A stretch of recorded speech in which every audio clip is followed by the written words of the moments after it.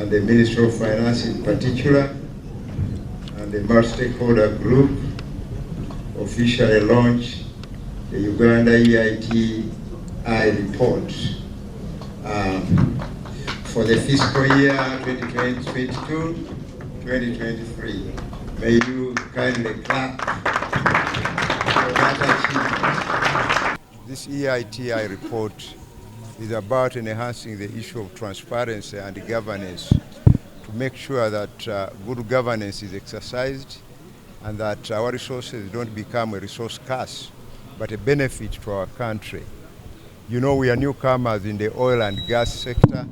We want to make sure that unlike other countries on the African continent where the mining of oil and gas has become a curse, that we become real beneficiaries. And that's why Uganda has become a signatory to this transparency initiative to ensure that we account to that entire system, to show transparency by the operators, by the different players, the government, and everybody. Ensure that environmental issues are complied with, sociological issues are also complied with, revenue issues are transparently being reported, the production levels are also transparently being reported, so that there is full accountability for whatever that is done in this sector.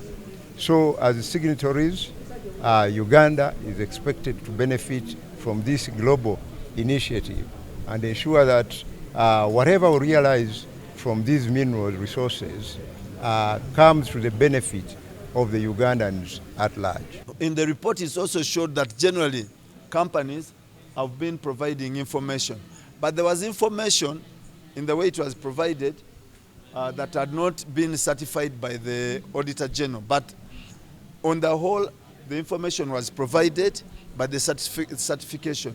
So we should be going out there to make sure that we get the audited accounts certified by the Auditor General, and that will satisfy the requirement of EITI.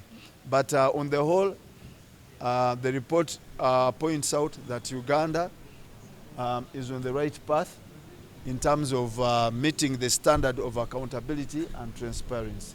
But we are happy to have heard from the Ministry of Energy today that there has been no objection given to the publication of these contracts. And so anytime now we will be seeing them published. We just need to work out the modalities. So if these contracts are actually put in the public arena, this will be a big thing for us as EITI, and it will be a great compliance measure, which will really elevate Uganda in terms of its transparency and accountability status. One of the findings is that there is a need for legal reform, but also institutional reform. Now, the appeal to those institutions of government is that they comply to the EITI requirement, provide sufficient data on comply to so that actually we can raise more money, create jobs, be able to fund the government economic growth strategy of growing the economy from 53%, from $53 billion US dollars to $500 billion by 2040, so that we win ourselves off donors and we stand on our own. Thank you. So we can go back to the